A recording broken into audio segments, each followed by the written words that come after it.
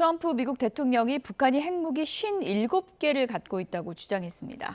그러면서 김정은 북한 국무위원장과 올해 안으로 만날 것이라고 얘기했는데요. 이용종 한국국가전략연구원 센터장과 관련 내용 짚어보도록 하겠습니다. 어서 오세요. 어서 오세요. 네, 안녕하세요.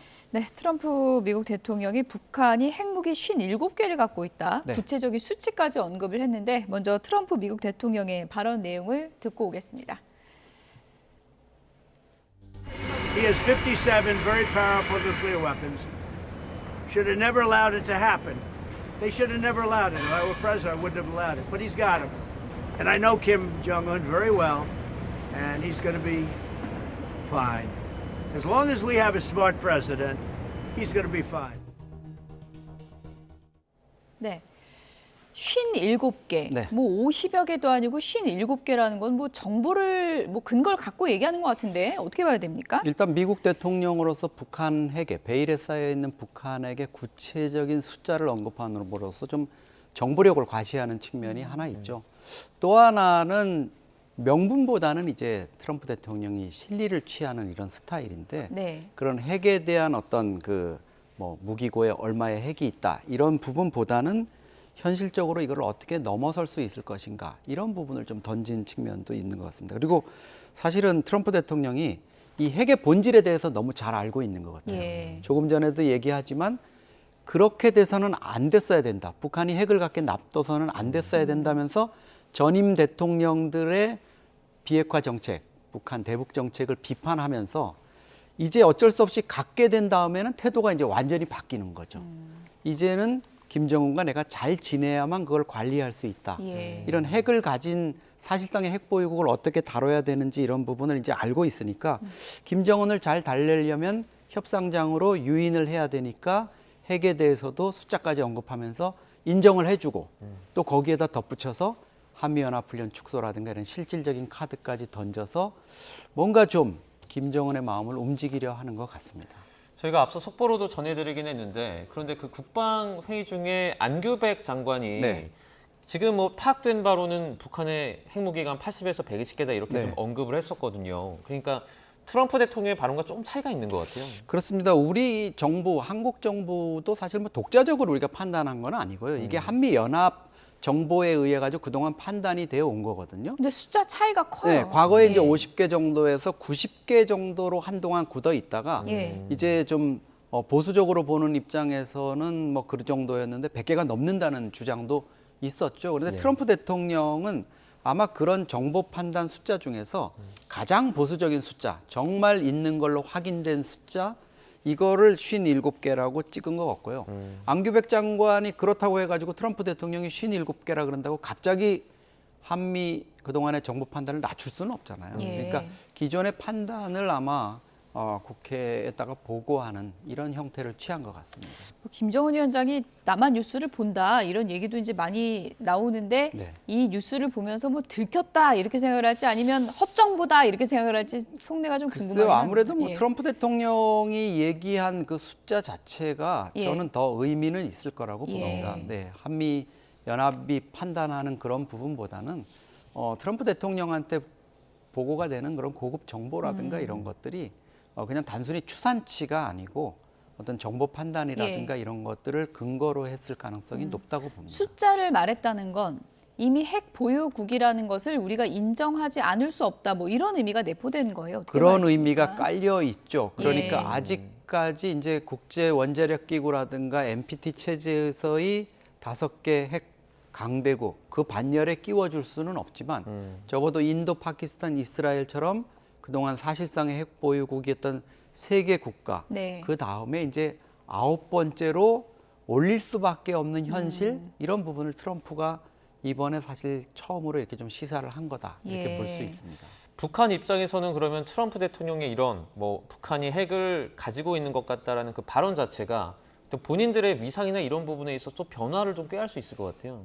김정은 체제에 들어와 가지고 아버지 김정일 때 2차례 핵실험을 했던 걸 김정은이 4차례를 더해서 예. 사실상 기술적인 완성 단계라 그런 6차례 핵실험을 다 마무리했거든요. 그렇군요. 그리고 헌법에도 핵 보유를 못 받고 심지어 핵을 포기하라 그러면 이제 나보고 위헌을 하란 말이냐 이렇게까지 얘기하는 단계로 끊임없이 어떻게 보면 북한은 최근 한 2, 3년간 핵 보유를 기정사실화하려고 애를 썼는데 트럼프 대통령이 거기에 힘을 실어준 거죠. 이건 뭐 처음은 아니죠. 작년 1월 20일 날 트럼프 대통령이 취임한 그 당일에도 네네. 뉴클리어 파워라고 이렇게 언급을 해준 부분 이런 게 있는데 예. 이게 이제 미국 정부의 그동안의 비핵화 기조 이런 것과 트럼프 대통령의 이런 좀 앞서 나가는 듯한 언급이 어떻게 앞으로 매치가 될 거냐 이 부분이 좀 관심거리가 될 것 같습니다. 핵무기가 57개인데 근데 김정은 위원장은 괜찮다. 네. 관리가 잘 된다라면서 영어 표현으로 fine이라는 표현을 네. 썼거든요.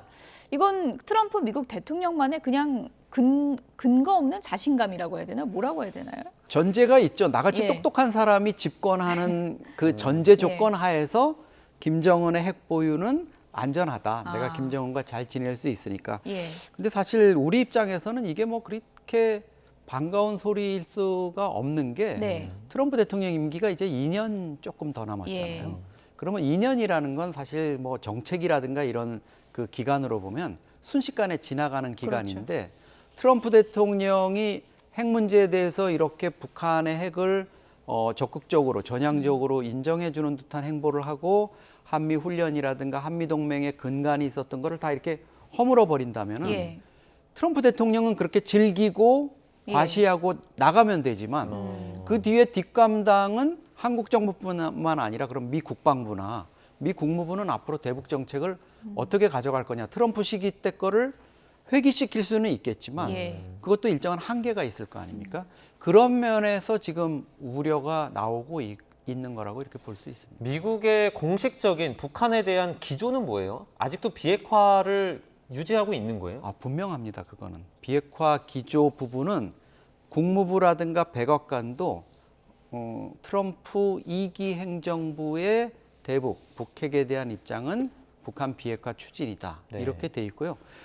지난 5월 중순에 베이징에서 열렸던 미중 정상회담에서도 나중에 미국 측의 팩트시트 나온 거 보면 한반도 비핵화가 아니라 북한 비핵화에 대해서 시진핑과 트럼프가 공동의 인식을 가지고 있다 이런 점을 분명히 했거든요. 그랬군요. 그러니까 트럼프 대통령도 북한 비핵화에 대해서는 분명히 인정을 하고 또 핵클럽이라고 불리는 강대국들 사이에서도 예. 절대로 인정 안 된다 이런 게 있지만 트럼프의 지금 대북 정책이라든가 이런 차원에서는 예. 충분히 북한 핵 부분을 언급을 하고 또 전향적으로 인정할 것처럼 이렇게 유인을 하고 있다 이렇게 볼 수가 있습니다. 핵무기 57개라고 그러면서 비핵화는 또 어떻게 하겠다는 건지 좀 모순적인 면도 네. 있는 것 같긴 한데요. 어쨌든 연내에 만날 것이다. 트럼프 미국 대통령, 임기 2년 남은 트럼프 미국 대통령이 바라는 건 그 모습을 연출하는 부분이 아닐까 싶은데요. 그렇죠. 어떤 구상을 하고 있는 걸까요?